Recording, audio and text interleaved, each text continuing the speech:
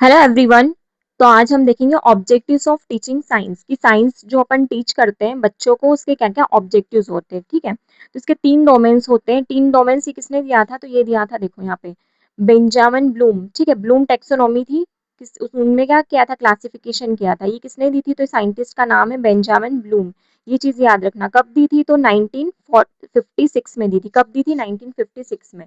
Benjamin Bloom करके एक scientist थे, उन्होंने 1956 में ये थ्योरी दी थी। मतलब ये इसको क्लासिफिकेशन किया था। ठीक है, इसमें तीन हायरार्किकल मॉडल्स है। ठीक है, वही अपन यहाँ पे देख रहे हैं। ठीक है, पहला क्या है? Cognitive domains. कॉग्निटिव डोमेन्स का मतलब क्या होता है? ये होता है ब्रेन से रिलेटेड होता है। किससे रिलेटेड होता है? ये होता है ब्रेन से रिलेटेड, है ना। कॉग्निटिव में याद रखना, ये इंटेलिजेंस, तो ये क्या होता है? सब ब्रेन से रिलेटेड होता है। तो कॉग्निटिव जो होगा वो ब्रेन से रिलेटेड होगा। फिर जो अफेक्टिव डोमेन्स होगा, ये किससे रिलेटेड होगा? तो याद रखना, ये इमोशंस से रिलेटेड होगा। किससे रिलेटेड होगा? इमोशंस, वैल्यूज, इनसे क्या होगा? रिलेटेड होगा। फिर ये क्या है? साइकोमोटर। ये किस पे डिपेंड करता है? तो ये फिजिकल मूवमेंट पे डिपेंड करता है। किस पे डिपेंड करता है? किस पे बेस्ड रहता है? फिजिकल मूवमेंट पे। ठीक है, तो ये तीनों चीज याद रखना, है ना। तीन डोमेन्स कौन कौन से हैं? तो पहला है कॉग्निटिव, दूसरा है अफेक्टिव, तीसरा है साइकोमोटर्स। ठीक है, अब इसमें देखते हैं, पहला देखते हैं कॉग्निटिव डोमेन्स। कॉग्निटिव डोमेन्स क्या होता है? इसमें क्या होता है? अपन ने क्या बोला था? मैंने आपको बोला था इससे ब्रेन से रिलेटेड चीजें होती है ना। कॉग्निटिव मतलब गेन फैक्ट्स। ठीक है, फैक्ट्स याद करना, कॉन्सेप्ट्स, लॉज, प्रिंसिपल याद करना, ये सब किस में आते हैं? ये अपन दिमाग से चीजें करते हैं ना, दिमाग से सोचते हैं। कोई फैक्ट्स होगा, कुछ होगा, तो ये किस पे बेस्ड होता है? अपने ब्रेन में बेस्ड होता है। इसमें क्या होता है? रिलेशनशिप किसके साथ होता है? नेचुरल फिनोमिनों के साथ, है ना। रिलेशनशिप किसके साथ होगा? नेचुरल फिनोमिनोन के साथ होगा। ठीक है, इसमें अप्लाई क्या करना है? Scientific knowledge. अपने को, अपन साइंस ही पढ़ रहे हैं, ठीक है, तो अपने को क्या अप्लाई करना है? साइंटिफिक नॉलेज अप्लाई करना है जब कोई नई सिचुएशन आएगी, है ना। जैसे फॉर एग्जांपल अपने अपने यहाँ पे कोई सा भी कुछ एक ट्रेजेडी होती है, ठीक है, तो उससे क्या होता है? बहुत सारे लोग इंजर्ड होते हैं, या फिर किसी के ऑर्गन डैमेज हो रहे हैं, या कुछ भी, फॉर एग्जांपल, ठीक है, कुछ भी डैमेज हो रहा है, तो क्या होता है? साइंटिस्ट जो होते हैं वो क्या होते हैं? नई नई सिचुएशन के अकॉर्डिंग साइंटिफिक नॉलेज को गेन करते हैं। फिर देखते हैं कि उससे क्या उनका बेनिफिट होगा, या फिर क्या लॉस हो रहा है, और लॉस हो रहा है तो उसके क्या कॉज होंगे, है ना। इसमें क्या होता है? Development reasoning and decision skill. इसमें क्या होता है? अपन को ये डेवलप करना है रीजनिंग। मतलब रीजनिंग क्या होता है? ब्रेन से रिलेटेड ही होता है ना। ठीक है, तो अपन क्या याद करते हैं? ये सब चीजें इसमें क्या होती है? रीजनिंग में आती है। और क्या होती है? डिसीजन स्किल्स होते हैं। ठीक है, अब अपन देखते हैं, ये चीजें याद रखना, ये भी इंपॉर्टेंट है ना, कि क्या क्या आता है।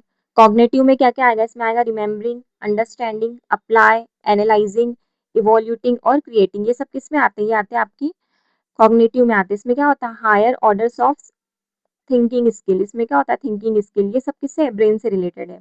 अपन सेकंड देखते हैं, ये सेकंड हो गया। सेकंड क्या होता है? Effective domains. इफेक्टिव डोमेंस में मतलब मैंने क्या बताया था? आपके इमोशंस जुड़े हुए होना चाहिए उसमें। ठीक है, और क्या होना चाहिए? वैल्यूज होनी चाहिए, है ना। तो अब देखते हैं इफेक्टिव डोमेन्स में क्या होता है। तो इसमें क्या होता है? जो साइंटिस्ट होते हैं वो क्या होते हैं? किसी चीज को करने से पहले क्या होता है? इनका प्यार होता है उसके लिए ना। कोई साइंटिस्ट होगा तो किसी चीज को क्यों करेगा? फॉर एग्जाम्पल, एक बच्चे को डॉक्टर बनना है, तो क्यों डॉक्टर बनना है?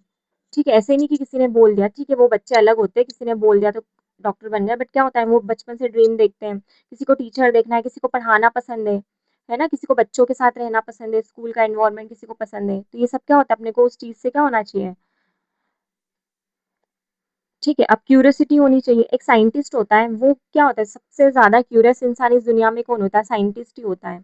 ठीक है, उसको हमेशा यही रहता है कि मुझे क्या करना है, कैसे करना है, ये चीज क्यों हो रही है, क्यों, क्या, कैसे, ये सब क्वेश्चन किस में आते हैं? साइंटिस्ट में आते हैं। तो उनमें क्या होती है? क्यूरियोसिटी होती है, तभी तो ये सब चीजें करते हैं ना वो, है ना। एक छोटा सा बच्चा है, ठीक है, एक छोटा बच्चा हो गया, तो वो क्या होता है? एक छोटा बच्चा हो गया, वो हमेशा कुछ भी चीज देखता है, नई चीज देखेगा, क्योंकि उसकी लाइफ में तो नई चीज है ना वो। फैन कैसे चल रहा है, घर से पूछेगा। बच्चे परेशान करते हैं ना, ये क्यों हो रहा, ये कैसे, कोई कोई बच्चे बहुत क्वेश्चन करते हैं। तो बच्चा भी क्या है? एक छोटा सा क्या है? साइंटिस्ट ही है, क्योंकि उसमें क्या हो रही? क्यूरियोसिटी हो रही है। ठीक है, इसमें ओपन माइंडेड होना चाहिए। अपने को ये नहीं सोचना है कि लोग क्या बोल रहे, क्यों बोल रहे हैं। अगर ये सब सोचने लगे तो फिर तो हो ही गया। ठीक है, उनमें एविडेंस होना चाहिए। अगर तुम, और सच्चाई होना चाहिए। देखो, अगर तुम कुछ एक्सपेरिमेंट कर रहे हो, ठीक है, तो क्या होता है? एक्सपेरिमेंट होता है, उसमें बहुत टाइम लगता है। ठीक है, क्या पता कुछ कुछ एक्सपेरिमेंट ऐसे रखते हैं जिसमें 10 साल, 5 साल, 6 साल, 2 साल, कुछ महीने ऐसे लगते हैं। ठीक है, तो उसमें सारे एविडेंस होना चाहिए। ठीक है, पहले अपन ने कुछ किया तो फिर क्या चेंजेस आए, तो उसमें अपन क्या हैंड रिटन एविडेंस, या फिर क्या होता है, कुछ वीडियोस होते हैं। तो ये सब क्या होता है? एविडेंस। उसमें ट्रूथ होता है, अपन सच्चाई ही दिखा सकते हैं इसमें, ऐसा नहीं कि कुछ भी बता दिया, है ना। तो अफेक्टिव डोमेन्स में क्या क्या आता है? रिसीविंग, रिस्पॉन्डिंग, वैल्यूइंग, ऑर्गेनाइजिंग और कैरेक्टराइजिंग। ये क्या होते हैं? ये सब जो जितने भी मैं बता रही हूँ ना, ये बॉक्स में बने हुए ट्राइंगल में, ये सब आपको याद करने हैं। ठीक है, इसमें क्या होता है, इमोशनल बेस्ड होता है, मैंने पहले ही बताया था। जो अफेक्टिव डोमेन्स होता है वो क्या होता है, इमोशंस बेस्ड होता है। ठीक है, देखो क्वेश्चन ऐसा पूछेगा कि जो अफेक्टिव डोमेन्स होता है उसमें क्या क्या आते हैं, तो उसमें रिसीविंग आएगा, रिस्पॉन्डिंग आएगा, वैल्यूइंग आएगा, ऑर्गेनाइजिंग, कैरेक्टराइजेशन, ये सब आएंगे। तो ये सब इंपॉर्टेंट है, आपको याद रखना है। ठीक है, अब थर्ड पढ़ते हैं। थर्ड क्या होता है अपना, साइकोमोटर डोमेन। ठीक है, थर्ड क्या होता है, साइकोमोटर डोमेन। साइकोमोटर डोमेन क्या होता है, इसमें क्या होता है, डेवलप्ड ऑब्जर्वेशन। इसमें क्या होगा, मैंने बताया था आपको, इसमें क्या होगा, फिजिकल फिजिकल मूवमेंट होता है ना, या फिर फिजिकल चीज कुछ भी होगी। तो अपन क्या होंगे, इसमें क्या करेंगे, अपन सबसे पहले ऑब्जर्व करेंगे, उस चीज को देखेंगे, है ना, उसको मेजर करेंगे। मेजर करेंगे मतलब उसमें देखेंगे कि कौन सी चीज कितनी हाइट से बढ़ रही है, या फिर वेट बढ़ रहा है तो कितना बढ़ रहा है। ठीक है, एक्सपेरिमेंट्स करेंगे, उसको एक्सपेरिमेंट को करेक्टली और सेफली करनी है अपने को। ठीक है, अगर कुछ मेजरमेंट कर रहे हैं तो उसमें ऐसा नहीं कि अगर पॉइंट से भी 0.0 चीज भी कुछ हो रही है ना, तो उसको भी अपने को सेफली मेजर करना ही है। और क्या होता है, साइंटिफिक इंस्ट्रूमेंट्स प्रॉपरली, जो अपने पास इंस्ट्रूमेंट है वो प्रॉपर होने चाहिए। मतलब फॉर एग्जांपल, अगर अपन ने कोई सा एक्सपेरिमेंट किया, ठीक है, अगर बीकर लिया, तो वो क्या है, बीकर को अपने को क्या, क्रिस्टलाइन वाटर या फिर कोई से वाटर से अपने को क्या, उसको क्लीन करना है सिस्टमेटिक। नहीं तो पता चला कि अपन ने पहला एक्सपेरिमेंट किया, उसी के कुछ मॉलिक्यूल्स उसमें होंगे, तो वो क्या होंगे, अपने नए जो अपना एक्सपेरिमेंट होगा उसके साथ रिएक्ट करके कुछ और बना देंगे। तो ये सब वो क्या होता है, इसको प्रॉपरली यूज करना है। ठीक है, इसको फिर अपन एक्सपेरिमेंट करके क्या करना है, उसको रिकॉर्ड करना है, उसको एनालाइज करना है, इंटरप्रेट करना है उसके डेटा को। ठीक है, अब इसमें क्या होता है, इमिटेशन, मैनिपुलेशन, प्रिसीशन, आर्टिकुलेशन और नेचुरलाइजेशन, ये सब किस में आता है, ये सब आता है साइकोमोटर में। तो ये जो जितनी भी टर्म्स दी हुई है ना, ये सब आपको याद करनी है, ये क्वेश्चन आता है इसमें से, है ना। अब अपन देखते हैं एजुकेशन बेस्ड, देखते हैं। ठीक है, जो ब्लूम टेक्सोनोमी के अकॉर्डिंग जो अपना एजुकेशन है वो किस पे बेस्ड है। तो सबसे पहले अपन प्राइमरी देखते हैं। प्राइमरी में क्या आता है, ये आता है फर्स्ट से फिफ्थ क्लास के बच्चे आते हैं। ठीक है, तो इसमें अपन देखते हैं objectives of teaching in science eight primary level. ठीक है, अपने को जो ऑब्जेक्टिव्स होता है साइंस का, कि कैसे साइंस को पढ़ाया जाता है प्राइमरी लेवल में, उसमें देखते हैं। तो अपन क्या देखते हैं, बच्चों को क्या इंटरेस्ट होना चाहिए in physical and social environment. ठीक है, तो बच्चों को क्या होता है, छोटे बच्चों को अपन मोस्टली होता है ना, छोटे बच्चों को अपन ज्यादा बुक्स से तो पढ़ाते हैं, बट क्या होता है, किसी चीजों से, ऑब्जेक्ट से, या फिर उसको क्या होता है, विजुअलाइजेशन करके, है ना, किसी भी मतलब एलईडी में या फिर जो भी प्रोजेक्टर होता है उसमें क्या करते हैं, बच्चों को विजुअलाइज करवाते हैं, ताकि वो उनको क्या हो, इंटरेस्ट हो, है ना। और हैबिट ऑफ ऑब्जर्वेशन, देखने की आदत डलवाते हैं। फॉर एग्जाम्पल, कोई इन्वायरमेंट से रिलेटेड चीजें पढ़ा रहे, तो बच्चों को क्या करो, गार्डन में लेके जाओ, उनको बताओ कि ये पौधा होता है, ये इससे ऐसा होता है, प्लांट्स अपने को ऑक्सीजन देते हैं। तो ये अपने प्राइमरी लेवल के बच्चों को अपने को सबसे पहले क्या करवाना पड़ेगा, ऑब्जर्वेशन करवाना पड़ेगा। उसके बाद क्या करवाना पड़ेगा, इन्वेस्टिगेशन, फिर क्लासिफिकेशन, फिर उसको सिस्टमेटिक मैनर्स में क्या कराना पड़ेगा, पढ़ाना पड़ेगा। प्रैक्टिकल्स होने चाहिए, क्रिएटिव होना चाहिए, इनोवेटिव पावर होनी चाहिए। ठीक है, conservation of natural and resource and love for nature. देखो, अब अपन किसी बच्चों को बोल के बताएंगे कि ठीक है, बच्चों को ये बताएंगे, प्राइमरी लेवल के बच्चे हैं ना, वो कितने छोटे होते हैं, उनको नहीं पता है अभी, तो उनको अपन नॉर्मली बताएंगे, देखो अपने को पेड़ पौधों को बचाना है, अपने नेचर को बचाना है, कंजर्व करना है, ये सब चीजें वो नहीं समझेंगे।